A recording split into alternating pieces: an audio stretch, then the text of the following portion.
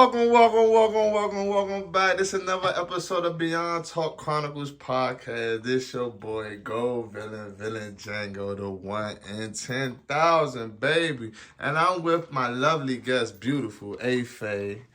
Okay, Ayfaye, tell them who you are, tell them your tags, man. Tell them where you from.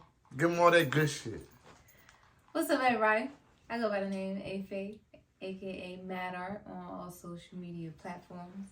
I am a creator, create a lot of dope shit musically, visually, sonically, getting my energy right, adventuring off into adulthood, and y'all can catch me on my new YouTube channel, What the Faye, and see how I'm handling adulthood, because I may not look it, but I've been around for a couple decades, okay? Okay, baby. All right, why did you choose your artist name, Ayfaye? So that was more so my audience chose it. When I was like doing shows and stuff, I was going by Faye. So every time I would go to the DJ booth, they like ask me like, "What's your name? What's your artist name?" They were like, "Hey, Faye. Hey, Faye. What's your artist name?" So I'd be like, "You just said it. Go ahead." All right, yeah. That sounds sweet. So, do you have a backstory about the name, like besides like Ayfaye? How like when did you become Ayfaye? Well, Faye is my middle name, so okay. F-A-Y. So when did they start saying Ayfaye? When did they start saying Ayfaye? My very first show. And when was that? In Cali. I was out in I think it was on Hawthorne Boulevard or something. It was a shack, and the very last showcase that they were doing at that place, it was getting shut down. It was like a boutique type of thing. Mm-hmm. And I met this guy in a bar named Keyshawn, and he's had this song that he wrote.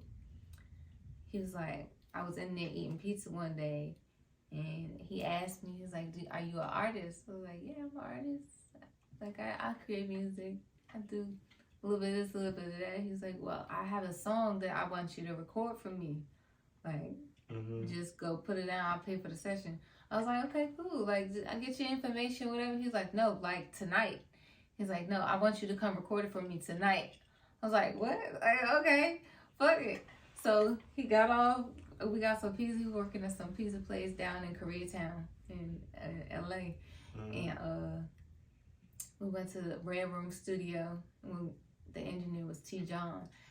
And T. John, he just welcomed us in. This was the first time I had ever recorded in like a big studio like that. I mean, I've been in the studio, but like as an artist for myself, being on mic, that was the first time. So it was pretty easy, because I knew how to go through the tracks. I knew what I wanted to do, and pretty much he guided me along the way, because he had a set sound that he wanted to do to this Kim track, and I just did not want to say it how he wanted me to say it. Like, I'm kind of country when I talk, and when I rap, when I express myself, say my words. Where you from? You say country. Where are you from? I'm from District Heights, Maryland. But where the country come from? The country, my family is from North Carolina. Okay. We have a lot of southern roots. So that's where the country talk come from.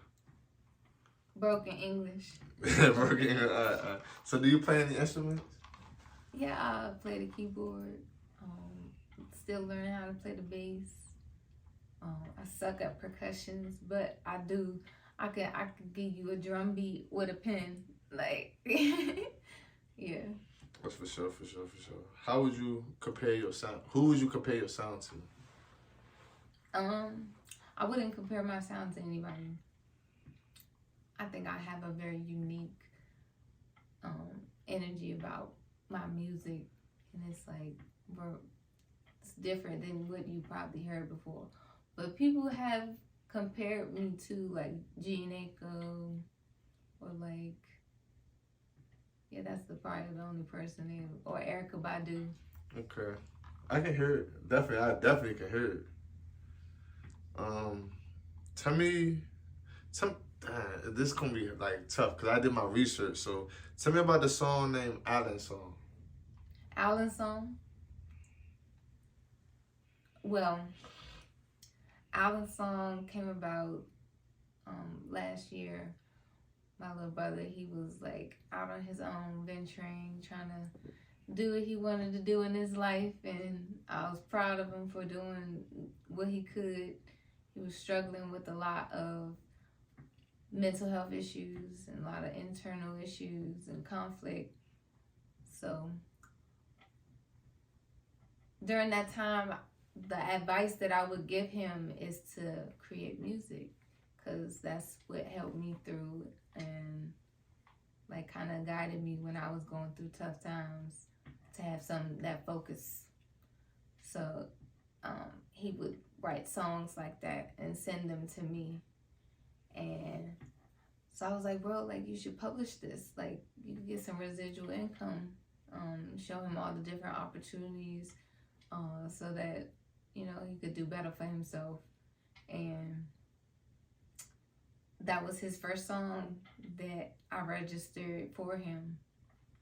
I wasn't able to release it yet, but I did release a snippet on YouTube and distribute through TikTok for the time being, because I needed the world to hear how great Alan was. Like my little brother was so dope, and it's a shame that he's still not with us. So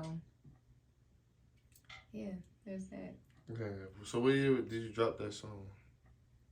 It hasn't dropped yet officially. Okay. You plan on dropping it?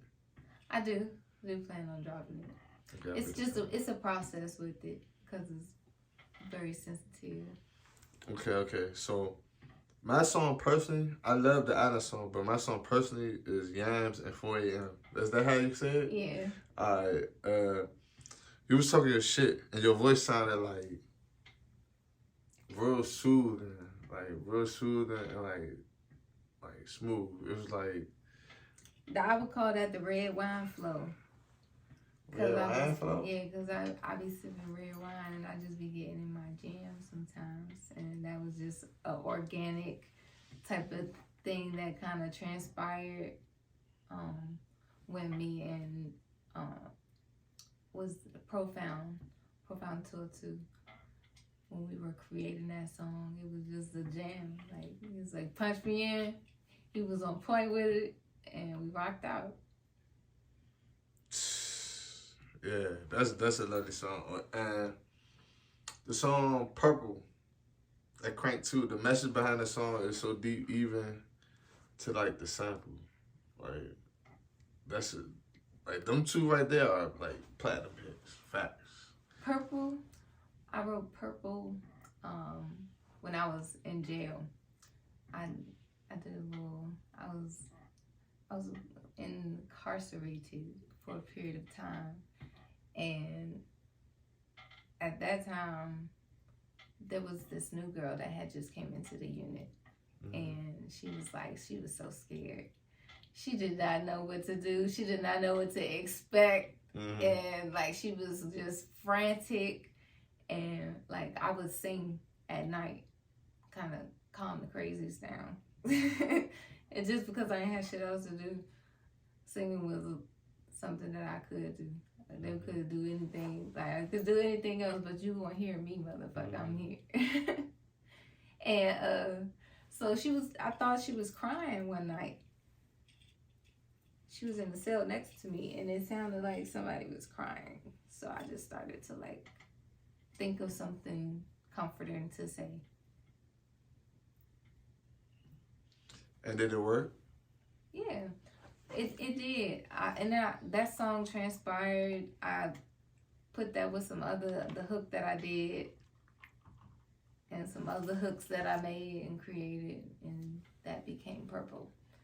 And then when I took it to Profound, I was like, I need a beat for this. So he created the beat from scratch for that and put the sample in it. Oh, because the next question was, what made you choose that beat? The next question was... He made that beat for me. Yeah! That's crazy. What's his name again? Shout him out. Profound Tour 2. Yeah. Yeah, for sure. All right. Look, Beyond Talk did their research. So, we didn't know you write like short stories, you know. Oh yeah. Hey, all right. So like your short story, it was I Can Fly. Okay. Yeah, I read that joint. So it seems like my man D had a lot of trials and tribulation, found the girl of his dreams, and he became a real life superhero at the same time. So the backstory behind that, so I have very vivid and lucid dreams, and when I wake up, I write them down. So the short stories just became like my book of dreams, pretty much, in my world, for real. And that was one of the dreams I had one time that was continuous off of something else. So. Dang. So, I mean, how the fuck you create a book? Like it's like a story. Like nobody. Like, I mean, that's how it looked in the dream. It was like a story. Like motherfucking. All right, so I wake up and like you're here. And like most people can't remember their dreams though. But I can. I can remember like everything that happened. That's a fucking superpower. And I think people can do that though. Like I think everybody can do that. I don't know, cause I remember some of my dreams, but sometimes I don't. Like I wake up, but none of my dreams be like. I'm glad though. None of my dreams be on some like scary shit, like I be falling a big wild shit. Cause most people dreams be, like they be falling and shit. My dreams be like some chill shit. I've had a lot of nightmares. Like when I first started like lucid dreaming, I had nightmares. Like somebody was always after me. I was always trying to save my brothers, or like it's a lot until I figured out like I could control it. Like meditation, like it got so bad. Like when I started smoking weed, I didn't dream as much. But when you're sober and you have a sober mind, that's when you really like get into that deep layer of sleep or consciousness, as they call it. Have you ever dreamed of shrooms? Have you ever ate shrooms? I've done shrooms once in my life. First and last time in Cali, I was on Sunset Boulevard at the strip club with my roommate, and Jesus walked down the fucking street. I lie to you fucking not. I don't know. We was in Hollywood, so I didn't know if it was real. I didn't know if it was a nigga in costume, but my depiction of what Jesus would look like literally like walked down, and I was speechless. Jesus off the shrooms. I was like, okay, I'm going home. Take my ass home. You right. You said you were some of your friends? They was on I was with my shrooms? roommate. Your roommate was on shrooms too? Yeah, she was on, but she was stripping. I had went to the strip club to support her. Damn, you're a good friend though. But after that, you seen Jesus, so you like, damn, was Jesus in the strip club? He didn't go in the strip. He was just walking past. On the strip, so you just stepped out and you seen, God damn, Yeah. like. I was outside smoking. So, like, if I'm off the shrooms, I'm just like, man. I'm like, what? Damn, Jesus called me sinning like shit. Jesus, I just threw a couple 100 on the strippers, Jesus. But I was prepared for that because when you take shrooms, it supposedly opens up your third eye and makes you able to, like, be on that spiritual plane or whatever. So it wasn't scary to me. Like, I wasn't like, oh my God, Jesus is in the world. I was like, okay. I kind of was like, what's up, yo? Like, I got some water. Can you turn it so into that's the craziest shit you. Oh, you say you only did shrooms that one time? Yeah, I didn't do nothing else after that. I don't know. I don't think the shrooms like hit my third eye. It like be right here. The shrooms be hitting like right, whatever this little thing right here in the back of my right side of my brain. Like that's when when I eat the shrooms, like this shit be like pulse, like the back of my head right here on the right side be pulsing. Oh yeah, shout out to Raven. Even though she's pretty fucking pissed at me, she made a diss song about me, and it did some numbers. Did some numbers on SoundCloud. I don't know what Raven. Her name is Raven. That was my roommate. Oh. That we did shrooms with. She's the one that. And she did a diss song. I mean, didn't supply, but we had that experience together. So what happened with that? What's up with that beef? Why are y'all beefing? We're not beefing. But you said she made a diss song, so that's a beef. She's beefing with you, but you're not beefing with her. Me. It's about some petty shit. You gotta know what's the petty shit. Just some petty shit. She know what happened. I know what happened. Like, it's stupid. It happened. I mean, Better not be over no nigga. no, absolutely not. Why? As long as it ain't over no nigga. If it was over a nigga, I got me. I think we fell out over some petty stuff. We were both, you know, growing as people at those times in our lives. And, you know, one thing led to another. Altercation happened. I was put in a position, and yeah, and I bailed out. But it's all good, because it's all love. Like, at the end of the day. About to find it, man. I definitely connected with her with good intentions, and still do have good intentions for her. Facts. All right, so, I mean, back to the story. Was that story that you wrote, like, based on a true story? No, not at all. Like, that's never happened. So, I can fly. It sounded like a that's story. When talking about the sailors, or the, it was like, the army men. Yeah, the army man. Yeah, he was going to the military. Yeah, so there was this book that I read, and it talked about a pilot's, like, trip over in Vietnam. Mm-hmm. And when he was stationed over there, he met a woman, and he would always go stay with her and, like, do all this stuff and all that. So I guess that's where my dream had picked that information from, mm-hmm. and it piloted around that scenario. So I'm a hopeless romantic, if I must say so myself. So like, I just kind of like try to picture how, like, I would want, I don't know, somebody to romance me. Okay, how old are you? How old am I? You don't ask a lady how old well, they we are. got to. It's the podcast. It's for the podcast. Says you got to. I can get a rental car. And my car insurance isn't that high.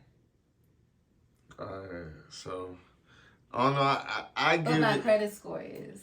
I give it... Fellas, ladies, I don't know. You know what I'm saying? I give it between... Beyond Talk guesses... How old do you think I am? Between 28 and 31. That's my guess. Between 28 and 31. I believe I told you. But yeah. I don't think so. Because I never asked. I'm an Aries.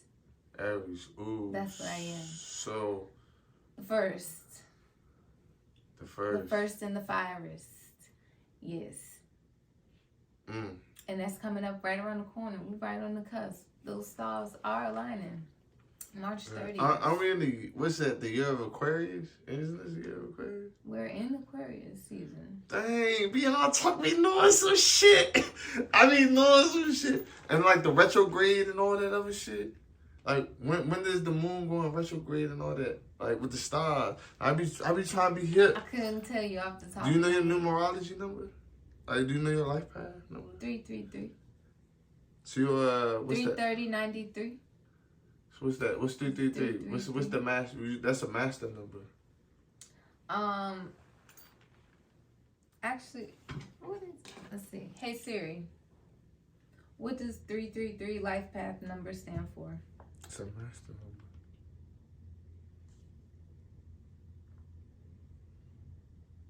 Oh, Siri ain't working. It says the discovery of a new path, career choice. Here we go.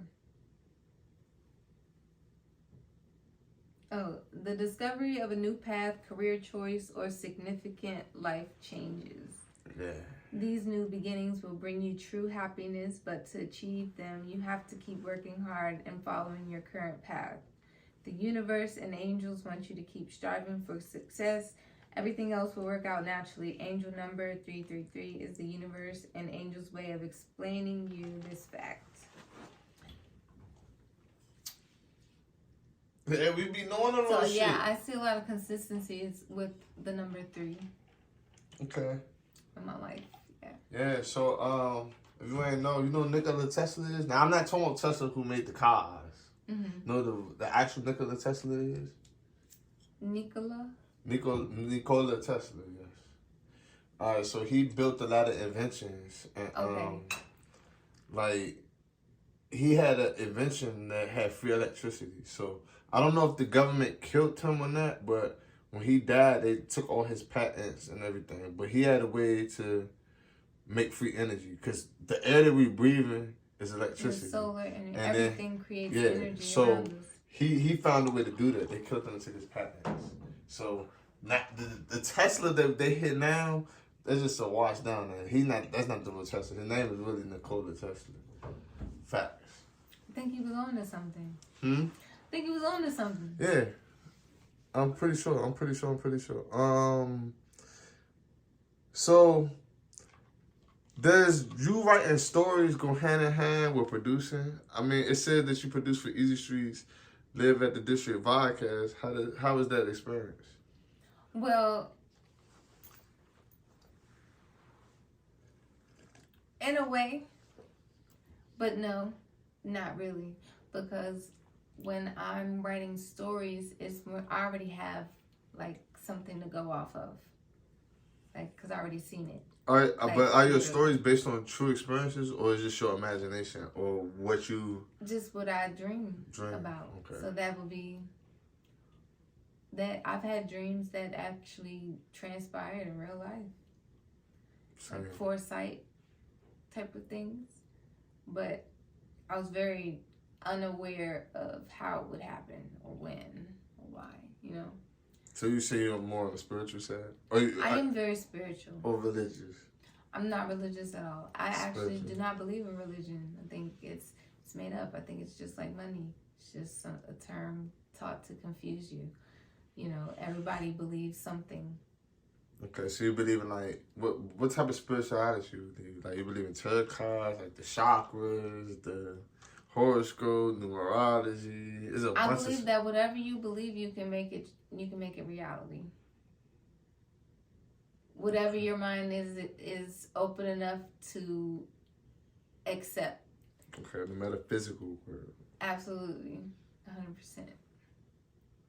So you never asked the question. How was your experience on the? Well, on the set, it was like so. It was so like, it's kind of a lot of pressure. I ain't gonna lie, it was kind of a lot of pressure work for Easy because he's very like I need this done, I need this. Hey, do this, and like you can't take it to heart. Like you know, it's focus mode. So if you slacking, you on it. Sit down, eat the sandwich. Go ahead, hurry up. Boom, we gotta knock this out. But it's great being on set, working with Bill and Rob and the rest of the camera crew. They just make it a great experience overall. Make it very easy to do my job because they're so great at what they do. Just appreciate them. Oh, that's great. Like you got like a whole network, whole system going on. Like you realize juggling. All right, time for the random. Steak or salmon? What? Steak or salmon? Steak or salmon? Salmon. Right now with my current diet choices. If you had a pet bird, what would you teach it to say? Fuck yeah! What's one item you can't live without? One item. My locket. A guy who can't dress or communicate, or a guy that's deaf who can? Hold on. A guy that can talk but can't communicate? A guy who can't dress. Okay. And can't communicate. Okay. Or a guy who's deaf and can. A guy that's deaf? Why? Because I can speak sign language. Well, you can? A little bit. Enough. All together now. You know? Okay. Have you ever made a prank call? Yes. So when I was in like middle school, I was in Girl Scouts. I was in the Girl Scouts. We used to have our meetings in Walker Mill Recreational Center, and when we was all in there at like 8 o'clock at night, the parents would be having a meeting, and we would be over on the payphone. It was a free call. We ain't had to put no money in it, so we just prank call people from that phone. Okay, could you do it now?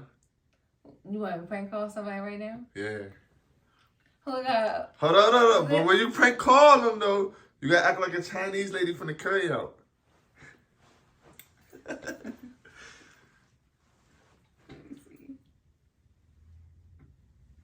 I mean, I can't call her from my phone.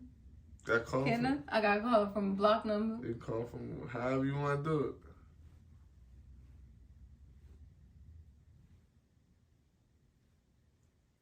This shit get wicked, y'all. Thank y'all for watching Beyond Talk Chronicles, man. The best shit happens. With the best time happens and the littest shit cracked. And we got the littest questions. It's just the littest. Let me fucking see. Where the fuck is... Okay. You should have seen the last show. The last show was crazy. Put it on speaker. My phone on 4%. Turn it up. Chinese lady from the curry out.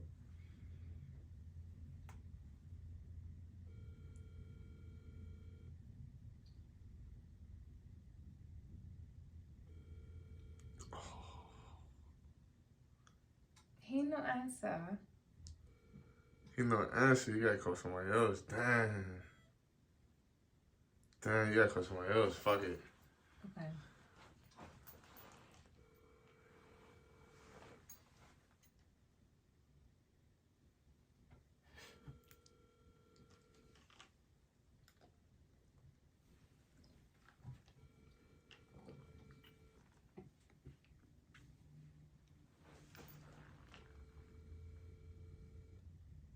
Yeah, right. Everybody.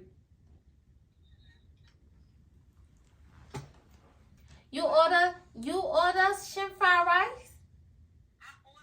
You order shrimp fried rice and mumbo sauce? Or the fried french fries? Yes, this order for you?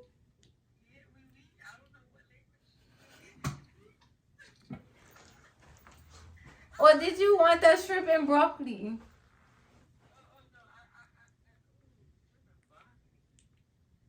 We have the chow mein. You like chow mein, yeah? The stringy noodles. Oh, and the meat sausage. You like the meat sausage. Oh, my phone died. Oh, that's cool. That's sweet. That's sweet. Damn, I actually believe that shit. Alright. So we about to dwindle on down. That. She probably think I was being very, very weird.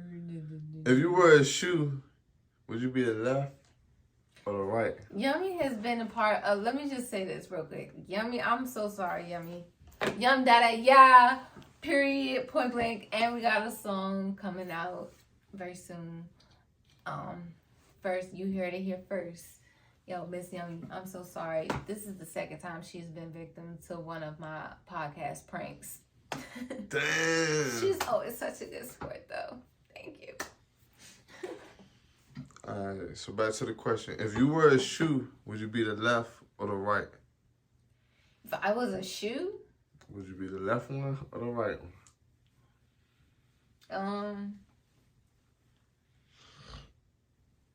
The right hand man, the left foot nigga, I guess.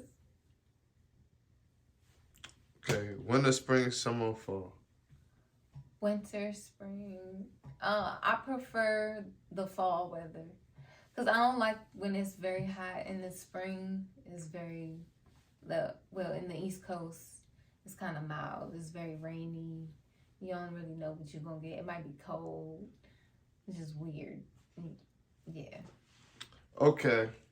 Thank you. The beautiful guest, Ayfaye, on the podcast. Thank y'all for tuning in to Beyond Talk Chronicles, where, you know, we bring the best shit, the best guests, the beautiful guests.